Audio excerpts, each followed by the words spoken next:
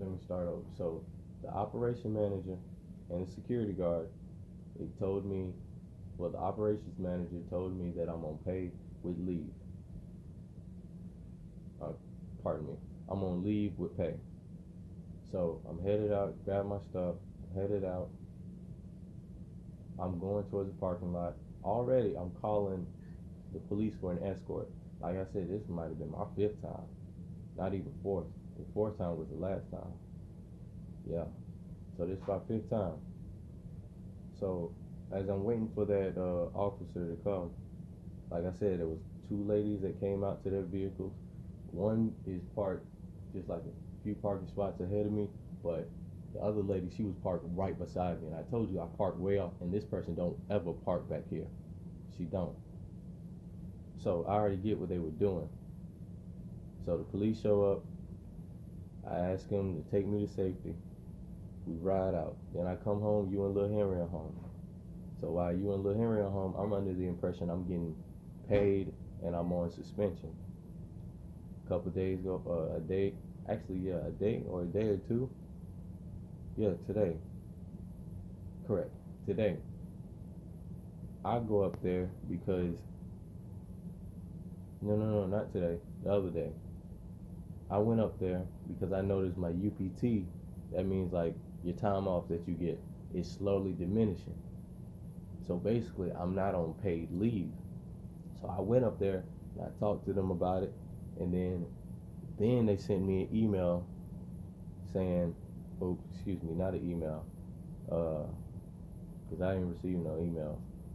They sent me something, and it was like, I am now suspended with pay. They just did it because I was originally got paid with leave with pay. I would have been notified, and my UPT wouldn't have went down. So got that situation handled. Today, I noticed my UPT going down. So I went up there and I talked to him. It was real brief, and I got everything situated. But at first, they were not paying me. They were just having me suspended. Like I told you, what dawned on me, if I was suspended, like really suspended, they wouldn't have even given me enough time to call for a police escort. I would have to have told security, "Hey, I'm I'm just waiting for a police escort. That's why I'm still here." They would have kicked me off the property immediately if I didn't tell them that reason. So I go back to say this: they got me up out of there by gaslighting their policies. Because if I was really supposed to be out of there, they wouldn't have gave me a chance to call the police, or at least security would have came up there asked what I was doing. Security wasn't. They sent associates out there to see what I'm doing, see what's going on. I hopped in the car when I saw one of the associates get close to me, because I already know what time it is. I do. Jay, why don't you just find you another job? I will when I pay off that debt that I have with that job. There's nothing wrong with that job. The work, there's nothing wrong with it. But the management, upper management, the supervisors, they ain't right, mama. The safety, the RME, the training. I'm telling you, mama, what they done to me. And what they done to me is treated me terribly. And when I wrote that report, that's what really lit a flame under them. I was already being monitored the whole time. It didn't dawn on me until I lit that report. Then I had already slightly noticed something, but I wasn't 100% sure.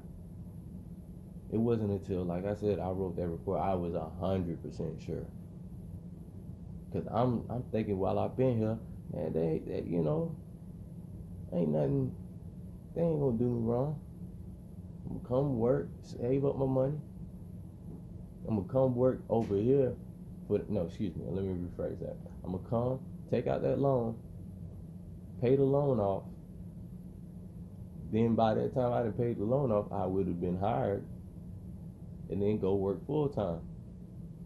Then work full time so I could get me a vehicle.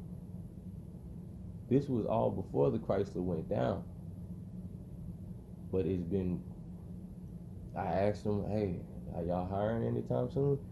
I asked them this 2 months ago. They said, yeah, we should start rolling around to it. But I was under the impression that everything was cool. I'm thinking they not holding on to anything, any resentment. Because when you go up and talk to HR, you scan your badge and they would tell you, you know, your production is something. They would have gave me a better answer. They ain't do none of that. They've been ducking me. They've been misusing Amazon's policy just to stay, like, just to keep me under this spell that they got me under. And I've just been a good man, a law-abiding citizen. I'm telling you. So I didn't talk to these people. I didn't start actually winning some of these people over. Like, they really actually enjoy conversing with me. There's some women that, there was a woman on the line, she was pregnant, thought nobody knew, but I noticed how she started treating me differently. That woman, like, when I first got there, I thought, man, this woman is cute, you know. Let me speak. I spoke. I was real respectful. And then in the later days down the line, I asked for a number. She blocked me. She blocked me immediately. But I'm thinking, okay, just a pretty girl, you know. Boom, I shot my shot. It didn't work. Cool. I'm not knowing that they have informed everybody, like, I don't know what they informed them, but they informed them of me. So boom, I'm a fish in the water. But I not to say but I'll go back to when I was at AGS 1 and I was working on the line and they had put the cameras up by this time too. They put a pregnant girl, because I was real sweet to the pregnant girl. Not like I wanted to love her or anything like that. I was just, because she was so far off in her pregnancy, if I was around the area, I would do extra. Like, I would pick up something that she dropped. You know what I mean? Real good man type stuff. And then they put another woman who, she was very attractive. Like, just having her, she was tall, really, and she had a body, and she was lighter in tone. But when they put her over there, they also put another man. The man was just, he was supposed to be a water spotter, but really what he was doing, because the line was slow that day, he was just looking out and making sure I wasn't looking at her. Or he was notifying every time I did look over there. He would just post it up right there. Because peripheral vision, I'll see, I'm like, bro, ain't doing nothing. Oh, he watching me.